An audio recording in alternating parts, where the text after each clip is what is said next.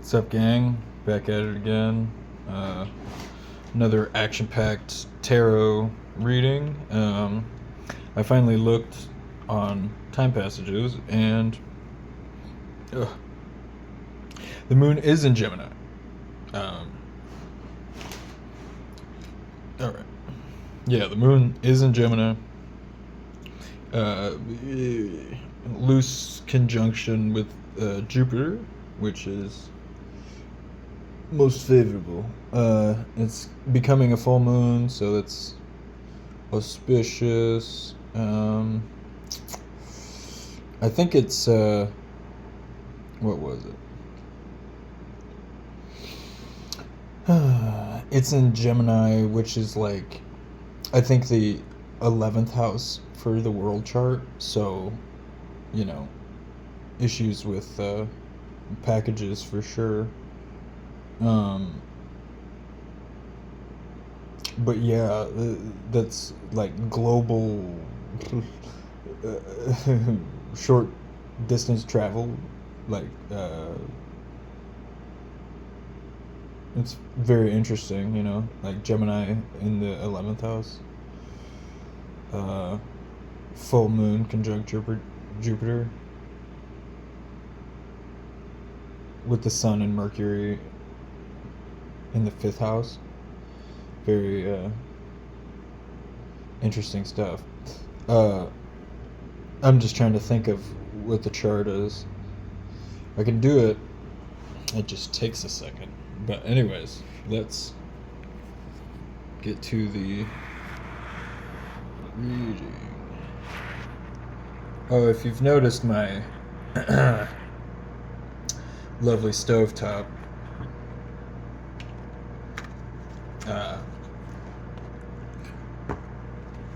I apologize. But if not, show on the bottom. Alright, enough chit chat. Let's get down to brass tacks. Oh yeah, Virgo and Keystone Andrew is now shuffling the deck. Alright, hey, what was it? 6. Nope, that's 5. 5 of Pentacles.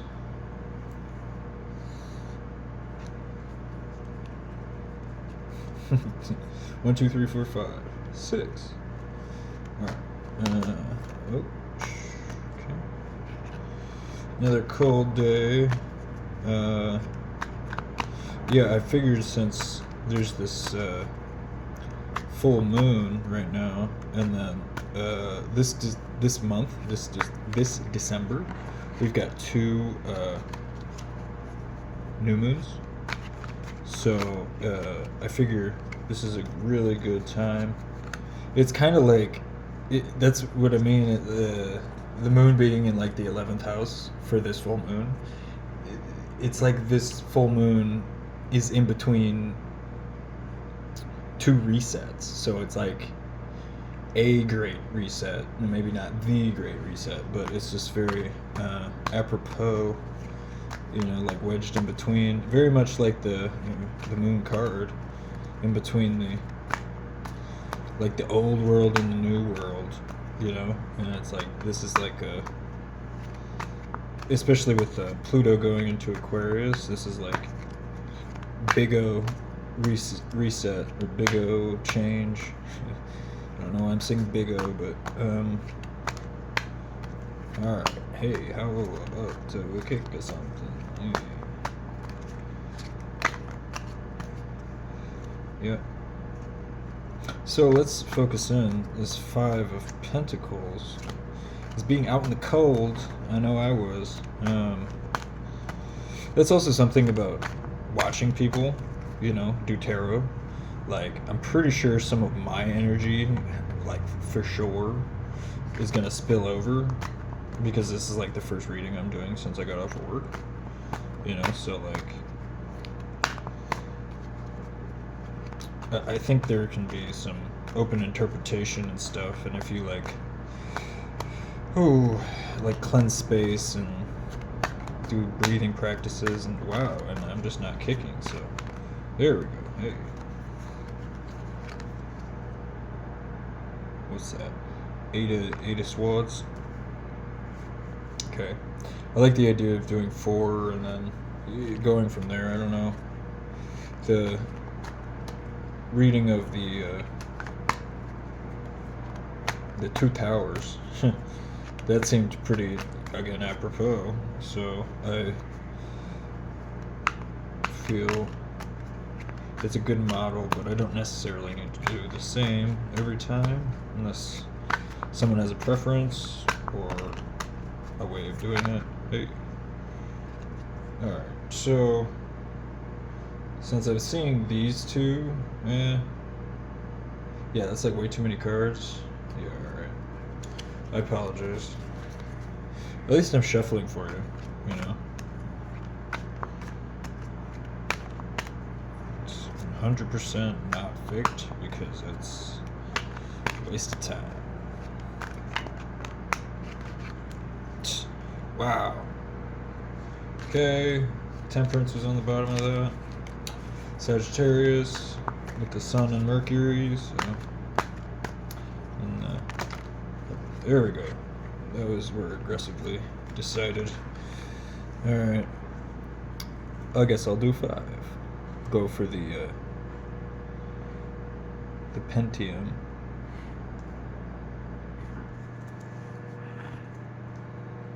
Oh, the Quintessence. So, sorry about the noise when I pull out the phone also from the handy dandy wallet. So 5 pence, 8 of swords, 7 discs, 3 wands. Hey, there you are, and the Queen of Wands. All right. Well, let's see. I guess I'll do like a little breakdown. What is it? 5, 8, 7, 3. Queen of Wands.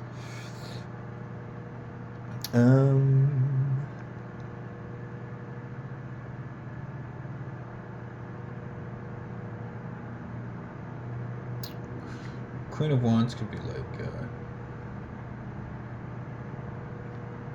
like Venus.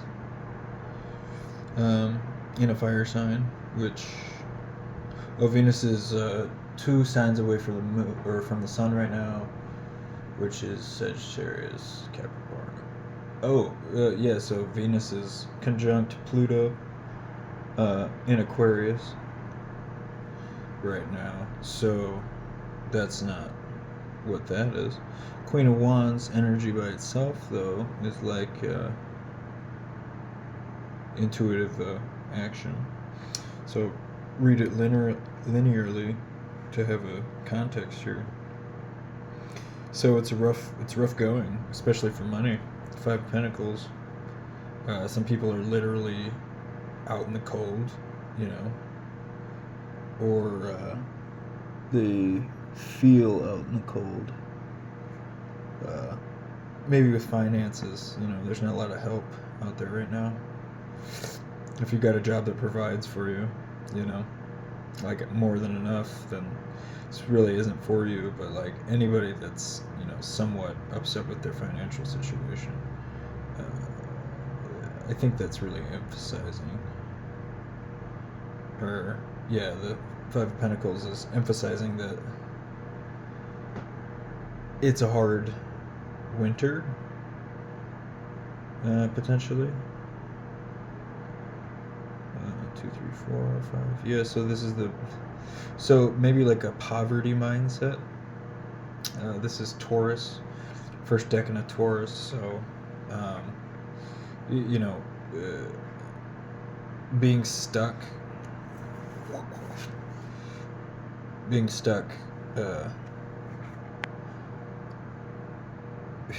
thinking you deserve to be in this position. You know, he's hurt. But sometimes, you know, this isn't all the time. Some homeless people are genuine, you know, but sometimes it is a ploy to, you know, don a pair of crutches and, you know, people think you need help. You know, that's the worst case scenario. But, you know, just this, like, if I play the part of being down and out, I can get by. So just like inherently like a conflicting idea on money. Maybe not knowing where to get some, or like just having strange or alternate ways of approaching how to make money, and that maybe not working out, and not really knowing how else to go about things. So to the Eight of Swords is like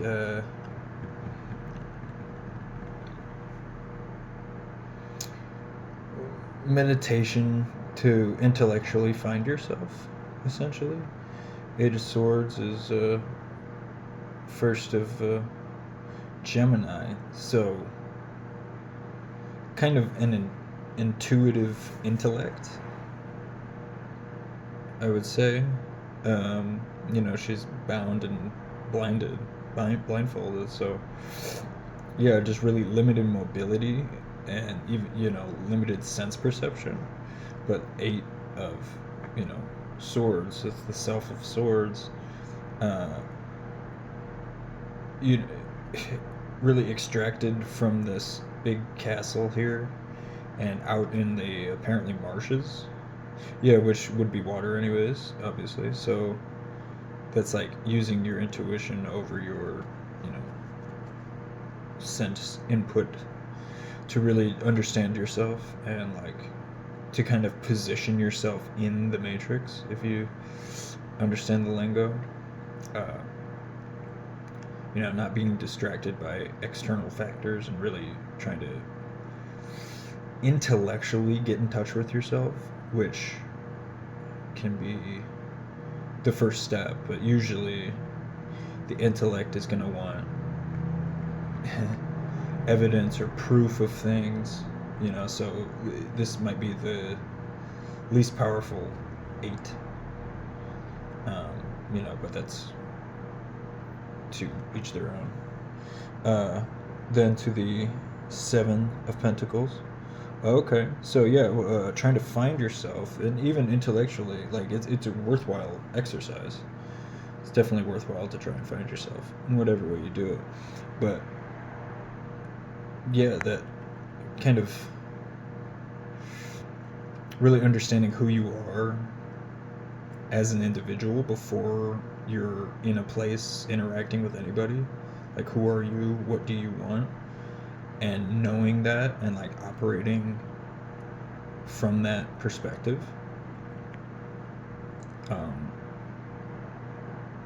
5, 6, 7, 2, 3, 4, 5, 6, 7. That's the last. Yeah, you've moved from the beginning of Taurus to the end of Taurus, which is like, I don't know. It looks like his face is a little. He's a little like, I would have thought I would have more by now. Maybe I need to work harder. Maybe I need to be more dedicated. Maybe I've been too dedicated. Is this a waste of time? It's kind of like a contemplative.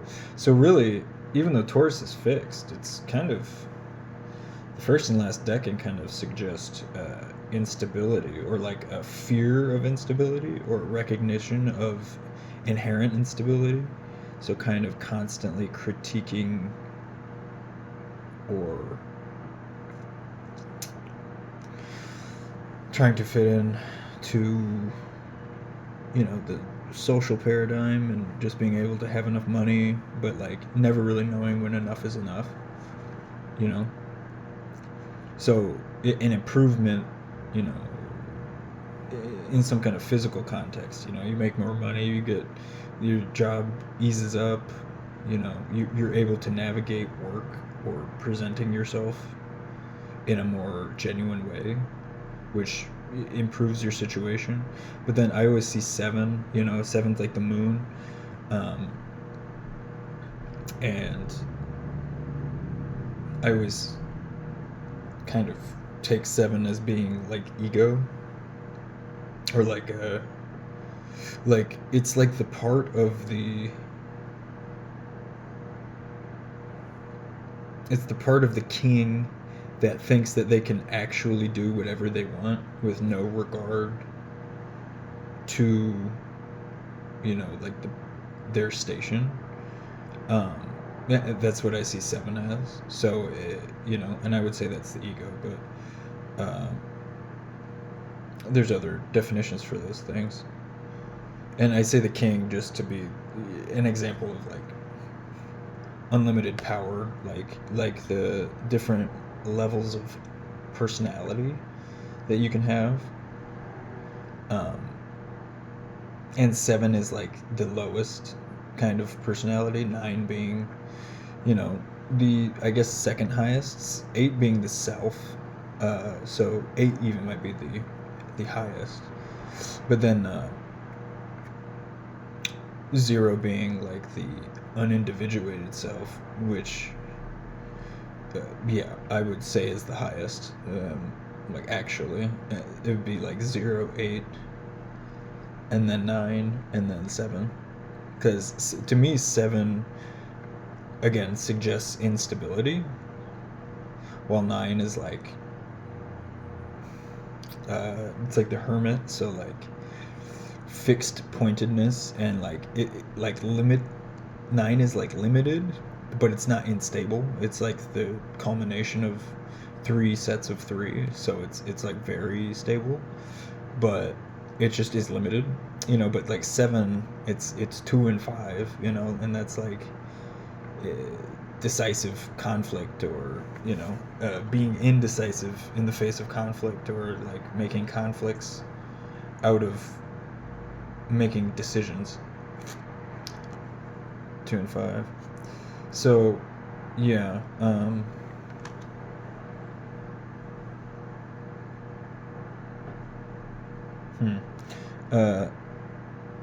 to the 3 of Wands, which is guided decision making, guided action, decisive, successful action. Again, I believe that it's either a glorious green glen, or because it kind of looks the same as his cape, right by my thumb, or that's water. And he's again stepping on water. So strong suggestion of using intuition in this reading. He's also standing on blue. 7 of Pentacles. And then to the Queen of Wands. So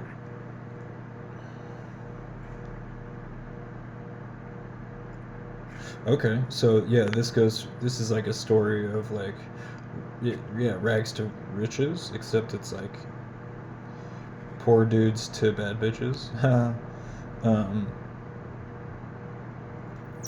Like finding yourself and finding moments of stasis can improve a negative situation, but like what makes you the queen bee is taking guided action, so in the same way that you find yourself, which is by digging deep and finding what you actually think, and basically rejecting everything, and then taking in information as your newfound self that has been emptied out of preconceived notions.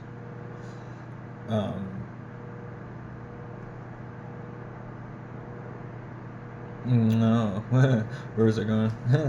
But oh yeah, so the same process that you use to find yourself, which is just like an emptying out, is the process used to take decisive action. So it's like, this is like the inward manifestation of it, which is used to find yourself.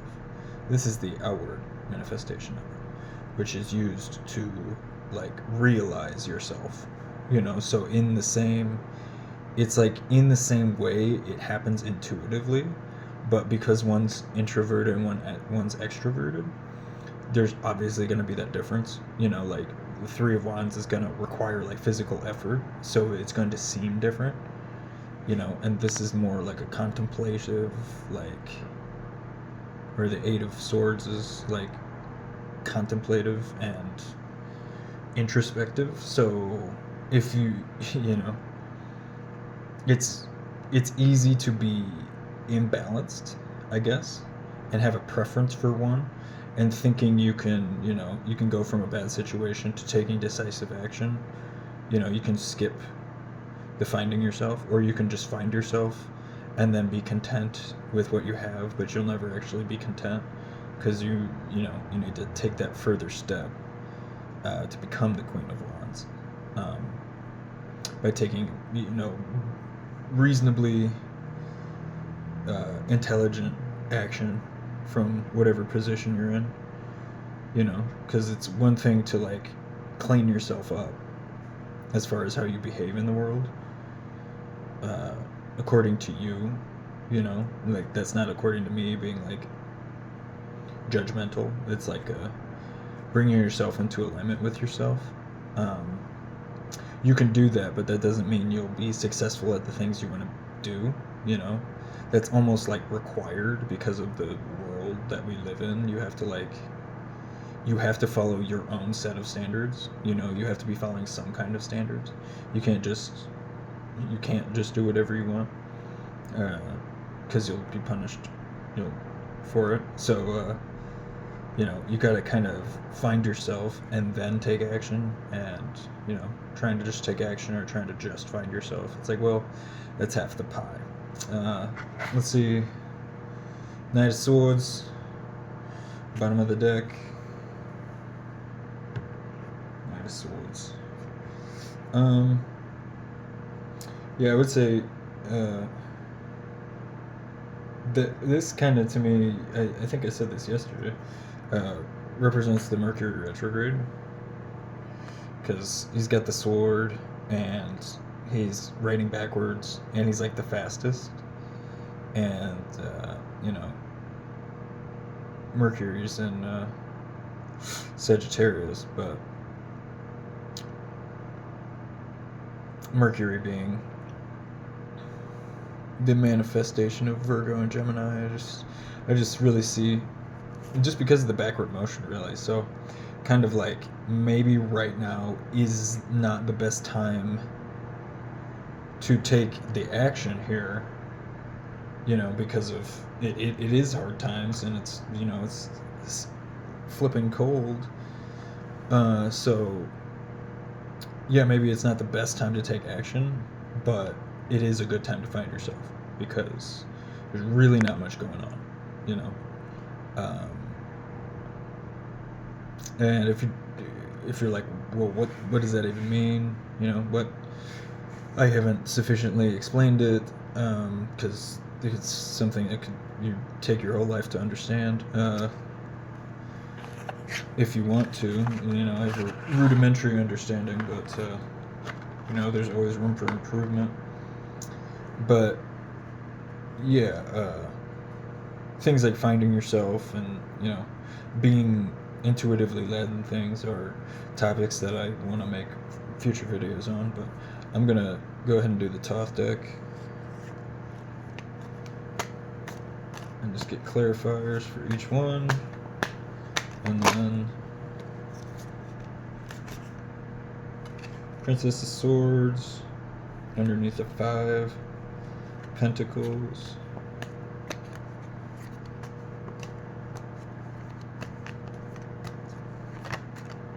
Hey.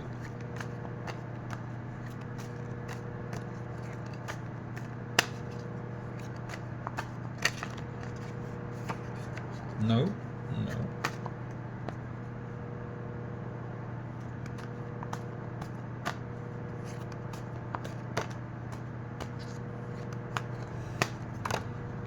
Alright. Fool. Yeah, maybe it was the last video. I don't know. I was shuffling in the mirror and you can see it. So I'm figuring out all the kinks here. I tell you, not very experienced at this. It's like pulling teeth to get myself to like just do this.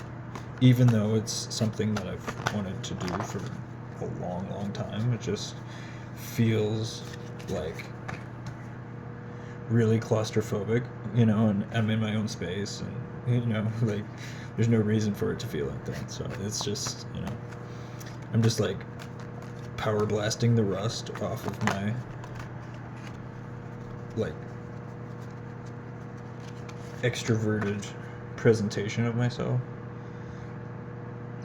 because like sometimes they'll just overcomplicate things for no reason, because I'm trying to present myself as somebody special, but it's just, at the end of the day, this is just about getting the message across of whatever energies we got here, because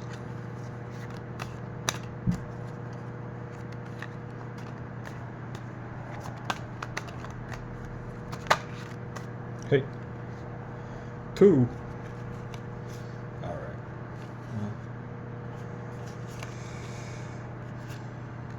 Star under the Queen of Wands, and then I'll maybe instead of looking at the bottom of the deck, I'll take this as the companion of the Knight of Swords. So that was Princess of Wands. So we got Princess of Swords under the Five of Pentacles, the Fool under the Eight of Swords, the Mage under the Seven of Pentacles, Completion or the Four of Wands from the Crowley deck underneath the Three of Wands, and then the Star underneath Queen of Wands. So first thing I notice is Queen of Wands. What am I talking about? Of course it's the moon, the Queen of Wands, maybe in relation to Venus. But if you look at how she's golden, well, because the moon, and then with the silver cape, because the moon is it's like a reflector of the sun, and then she's got the sunflower here, and with the golden crown or corona, I would say this is the moon, and the star being underneath it. I know that means Saturn, or this is a Saturnian card, but because it's Aquarius, but I guess Uranus too, but Gemini being in the 11th house, like I said at the beginning of the video, that's very specific. And so this is the full moon in Aquarius here at the end.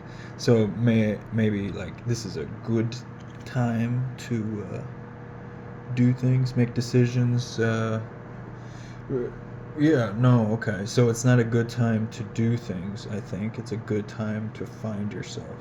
Yeah. Okay.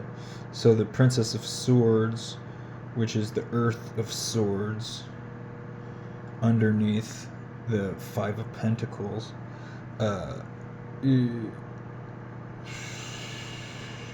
Really thinking in a super egoistic way, trying to like plot and scheme your way to, climbing up the ladder when, there is no ladder, and, people just don't want you to enter because, you talk like a dick, or because you're selling yourself short and people can tell, or in some way, shape, or form, it's like painful to interact with you because of some kind of like self-deprecation, or overly frugal, or some constriction. Princess of Swords. So the Fool being underneath the Eight of Swords, it's crazy. The Fool represents that kind of, guided. It kind of represents like the guided action of the Three of Wands, but definitely it represents, like the undifferentiated self, and like this is what you're trying to find. You're trying to find the Fool by going Eight of Swords mode to overcome, the egoic self-conception and maybe ego trap that's, it's set for everybody. And if you don't have a stable environment or a stable sense of self where you can be okay, it's really easy to just remain in trauma, unless someone tries to help you, and that make an actual connection with you. You can do it on your own, but usually you're going to get the inspiration to do it from someone outside of you, so that's why it's really important to, like, even, for me to spend my time doing this, like, if one person finds this is just, it's so basic. It's such a basic outline, but, if you think life isn't worth living, it's like, well, I'm definitely saying it is. And this is basic enough to be, like, piquing people's interest, hopefully, about what's possible just by using words and pictures. But, yeah, anyways, so 7 of Wands, or 7 of Discs, with the Magus, which is Hermes, or Mercury, underneath the 7 of Pentacles, which kind of, you could see the Magus as he's the willful one, the one that, he's, directly following the Zero, the Fool. It's kind of like a polarity there, where the Fool is, doing what is suggested by his whim and his folly.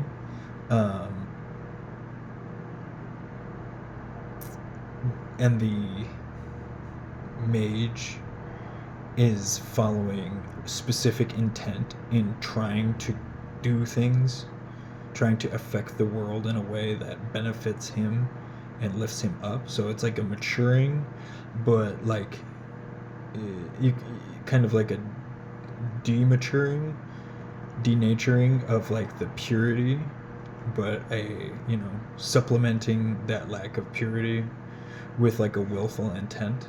So going from finding yourself kind of in this stasis to like now being more on top of things in worldly terms is like the first. This is why you can't stop there, because like if you just stop at the Mage, it's really easy to become a dark wizard, as to say, like, fear and stasis is enough to kind of push the mind to try and control every aspect of what you experience. So if you don't kind of constantly try and progress and understand that you have to approach things with the mind of a beginner, always, and there is no end to the learning process. If you don't try to move on, that's what's suggested. If you just stay at the Magus, you can find power and strength, but also it can be like constricted, and limited to like having one job for your whole life, but you're like the supervisor. You know what I mean? Which is, it's a step up from being the Fool. It's a step up from being a grunt. But now you're stuck here, and you could just stay there your whole life, and no one's really gonna pull you out of that unless you pull yourself out of it, which is attempting to move forward by taking guided action. Which guided action here? Oh, maybe no. Well, maybe Queen of Wands here.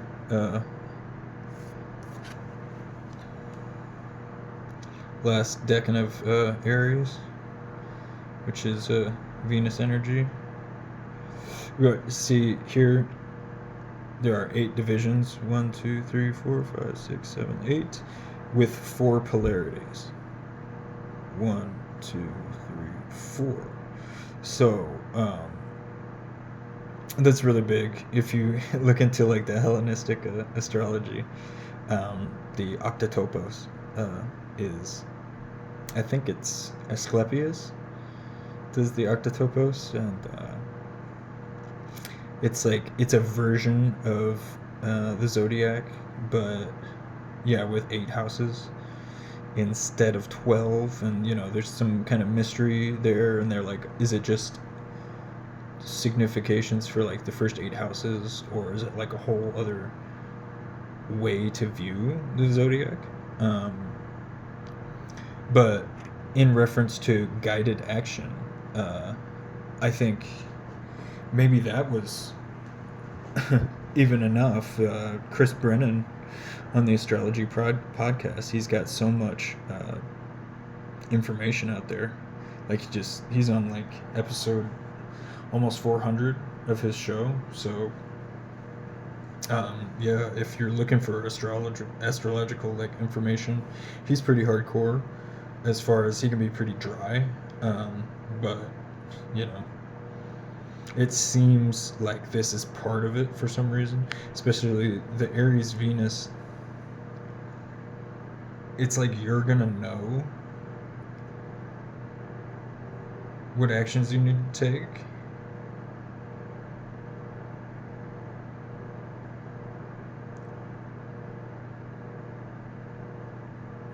Okay. So, yeah, and this is supposed to be, I think, yeah, it's like a primordial zodiac, maybe is what I'm thinking of. Like,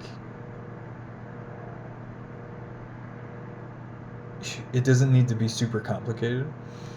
Just like, once you begin to map yourself out, and you try to re-infuse the Fool energy into the being the mage, like you maintain the willfulness and the purpose of being the mage,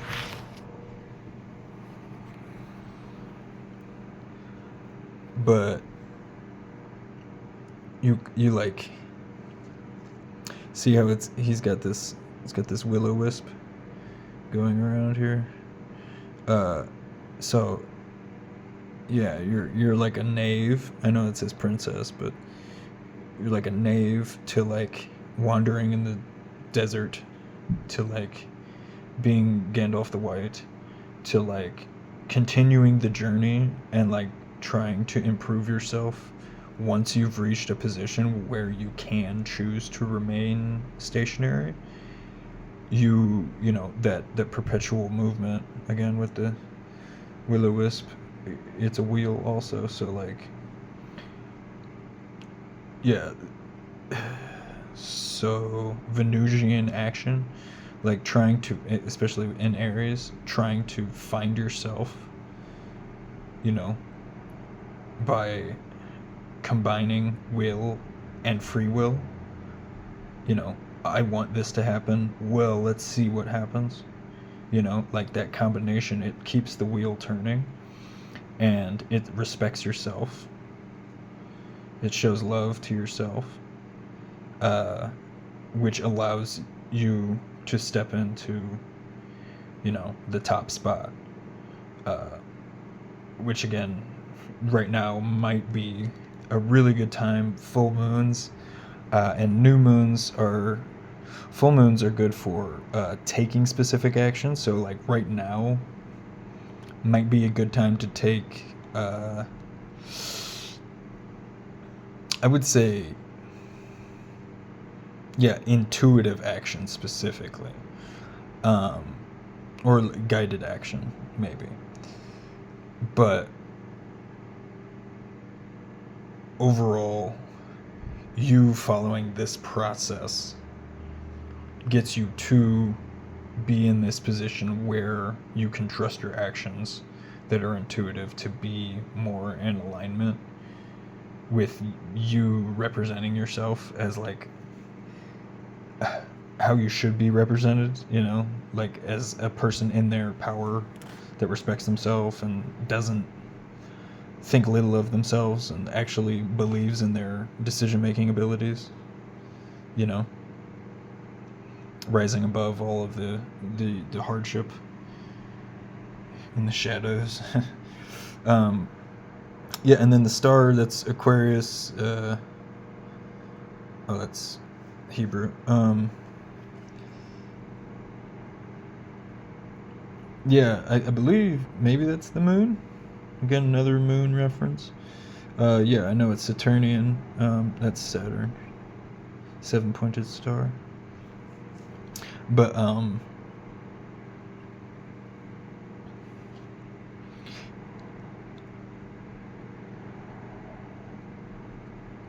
maybe, yeah, even doing like internet stuff. Aquarius is very internet heavy, so like maybe being guided to take, action on the internet, making videos or Bitcoin, or just any kind of thing where you can apply yourself intuitively. Um, Seems to be springing from this process here.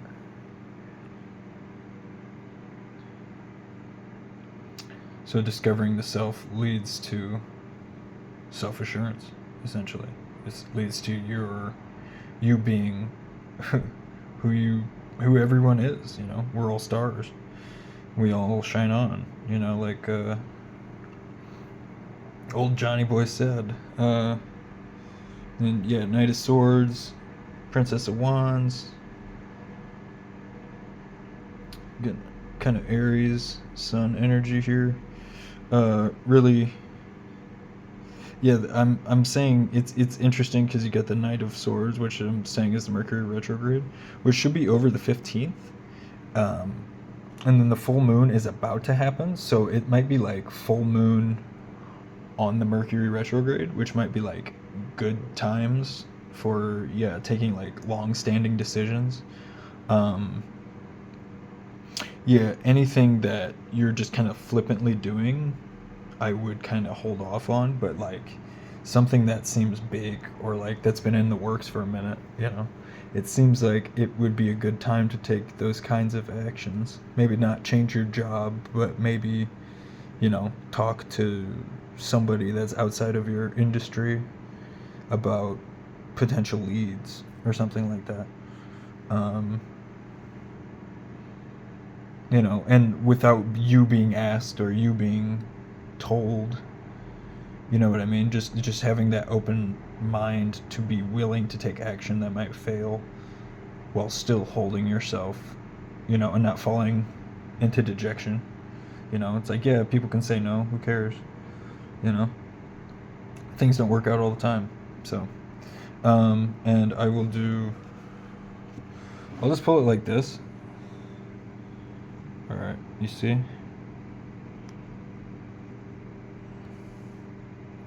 Oh, it's gonna be facing up, isn't it? I want you. No, it's not facing. Okay, well. Hey, look at that. 4 pence to bring you back down to earth. 1, 2, 3, 4. Last decan of Capricorn, which is material success. So spirituality is a funny thing because if it's actually helping you be who you are and not misrepresenting yourself, which is what it should be all about. It leads directly to financial stability or physical stability, I guess might be a better term. Finances are, they're determined by your choices and everything, but like being content with yourself is a direct result of finding yourself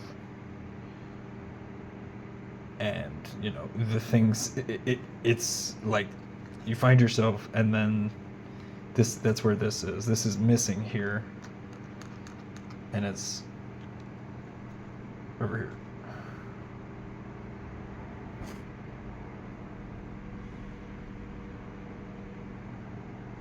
Yep. So hopefully that was cogent and entertaining, and if you liked it, go ahead and leave a like and drop a sub drop a subscribe, and yeah, I'll catch you guys later. Peace.